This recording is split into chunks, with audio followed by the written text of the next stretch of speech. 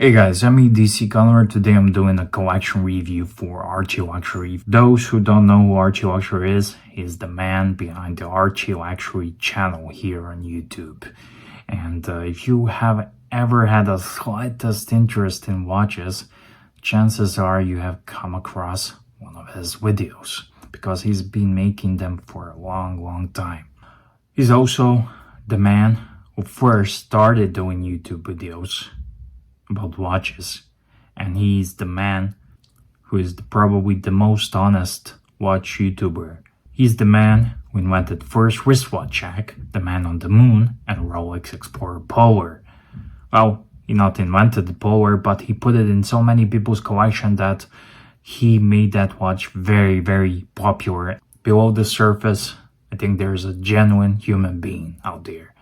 And it's a hard game being a YouTuber and putting your life on the internet, exposing yourself. And I like to think that just his facade that he's putting out against all those nasty trolls.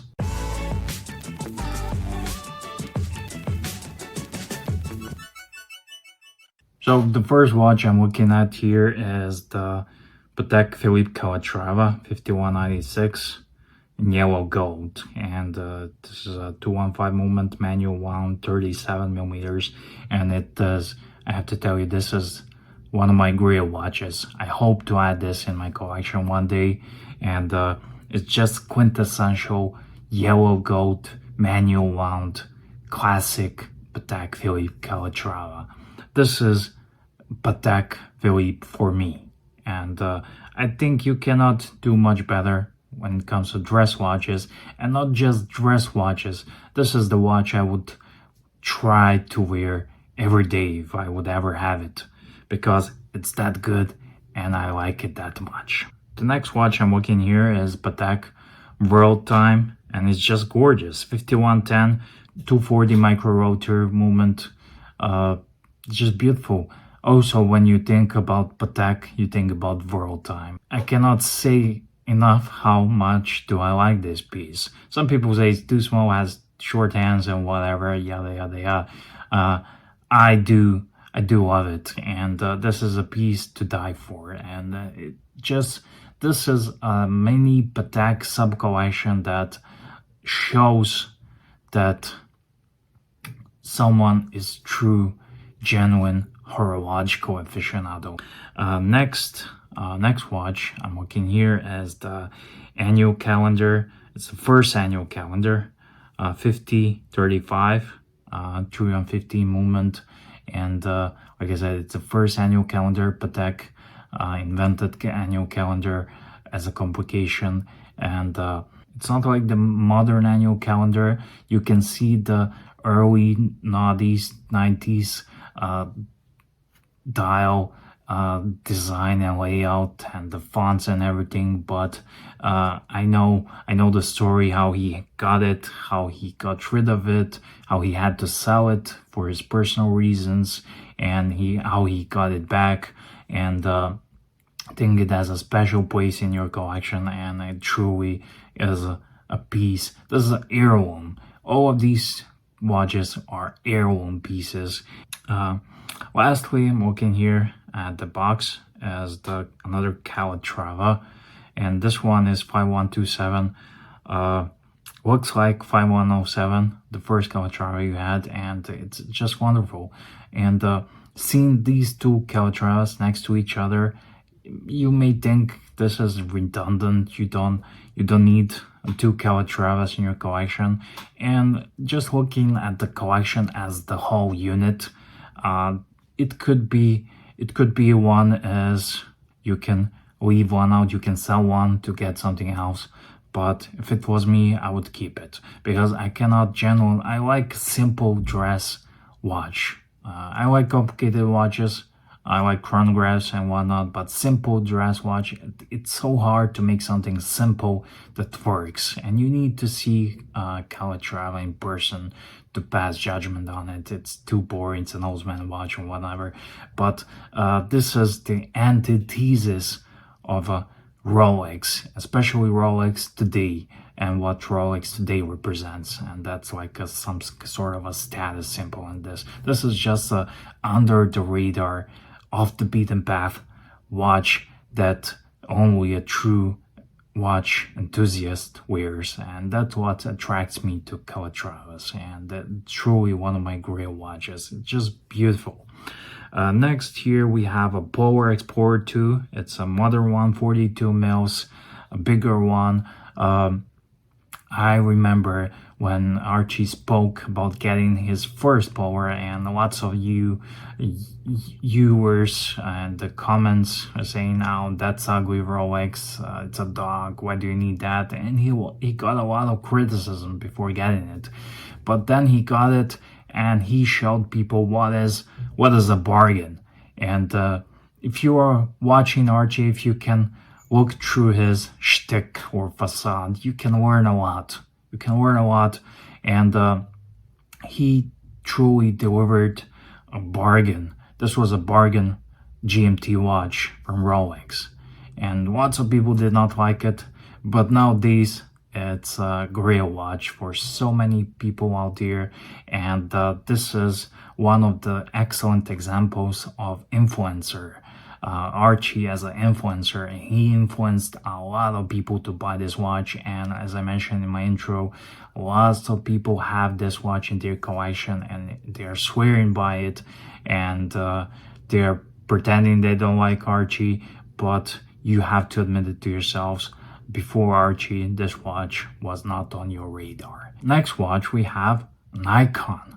It's an iconic Submariner watch. It's a new one, ceramic 41 mil, 1.2s, 1266, 110, and it's just a perfect watch. Perfect everyday watch when you cannot wear your Calatravas. If it's raining, if it's out there, you need to put it in your pocket, protect it.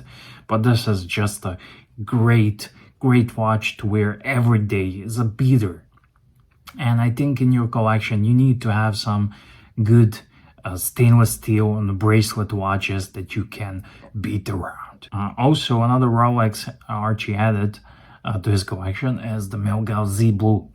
I'm a fan of a black dial green crystal Milgauss, but Z Blue is just a gorgeous piece, and it's one of those watches that is, I think it's much better to buy a Milgauss than a fancy red color or Tiffany blue dial Oyster perpetual watch, because it's a trend. It will fade away, it will pass away, but Milgauss is a proper tool watch that's just different, and it's always be different, and it's a professional watch. Another piece is the Omega Man on the Moon. Nobody calls a moon watch the Man on the Moon but Archie, and he just sold so many moon watches to people out there, because whenever someone asks you what's the best chronograph, entry-level chronograph, luxury chronograph, manual wound moon watch is the answer. And I think Archie deserves some sort of a sponsorship deal from Omega for selling so many moon watches, because it truly is a moon watch that's one of the best values and one of the best chronographs that is still affordable, especially on the used market, that you can buy and have a proper, decent watch. And Archie's channel and philosophy is about that every man needs a proper, decent watch. You don't have to have a collection. You need to have just one watch that you can be proud of, that you can wear, and then you can pass down to the next generation, whether it's a Patek or a moon watch or a Rolex, but one good watch. And he did lots of favors to lots of people and saved so many money to people that that's one of the things that makes him a legend. And of course, I left one of the watches, Jaeger-LeCoultre Reverso Grand Date, for the last in the box, because when I first saw this watch, and I first saw it when Archie bought it, I said, damn, I always loved Reversos, but this one I want a complicated Reverso. And one day opportunity came. I spoke to my dealer and he sent me a photo of this watch. And I said, I will buy it. I had no money, nothing. I didn't know how I'm gonna buy it, and I bought it. And this is one of my favorite watches, and it does not get a lots of love that it deserves, because JLC is truly, they say JLC is a watchmaker's watch, and it truly is a watch that is underestimated. It's underestimated because when you take a look at Rolex Oyster Perpetual and JLC Reverso, in terms of pure horology, craftsmanship and everything, the Reverso should be at least on your radar. That's my little rundown of his collection. It's hard to review a Pontiff's collection. What would I recommend for you to get, to sell or to get? I would not sell. I would not sell anything from this collection. But just looking at this collection, you see two Calatravas. But which one to sell? It's really hard. I like 5196 because it's yellow and it's classic. But if you can, do not sell anything from this collection. What would I add? And that's my honest recommendation. Do not sell. What would I add? I can give you a couple of safe bets. Something I see that would fit in this collection just beautifully. And we'll give you some safe bets and some of the god tier watches. So safe bet would be a stainless steel Daytona or any sorts of Daytona, because it's a Daytona, you know the deal. But just imagine stainless steel Daytona, but two-tone Daytona is great as well. My friend recently got a two-tone Daytona, and it's just amazing. It just looks beautiful, and it doesn't really matter if it's a two-tone. Just the steel one is, I think it looks nice, the white one. Or no, not or. Just add Daytona, and I can see GMT Pepsi just working beautifully in this collection. GMT Pepsi, more than a Batman. I think the Batman is a bit, everyone wants to have a Batman, but GMT Pepsi is the classic watch. So Daytona GMT Pepsi from Rolex. Also another one I can see fitting in this collection, sliding in seamlessly, would be a Day-Date. Just a yellow gold Day-Date. No matter it's a modern one, 40 mil or 36, I actually prefer the 36. It just smells to me like Tony Soprano, the vintage vibe, the essential point of the Day-Date is the 36 mil Day-Date. White gold, yellow gold, whatever. I think it would slide in beautifully. Nothing against the 40 mil Day-Dates, but they also have very expensive 40s. So yeah. Also, if you want to scratch all that and make something god tier, beautiful addition would be Patek Philippe chronograph. So Patek Philippe chronograph or a Langenzone. Just beautiful. Whether it's a datograph or Lange one, but I think that collection would be, it would go on an even bigger level, more serious level. Of course, you can add more Rolexes as well, but that chronograph or Langenzone would be just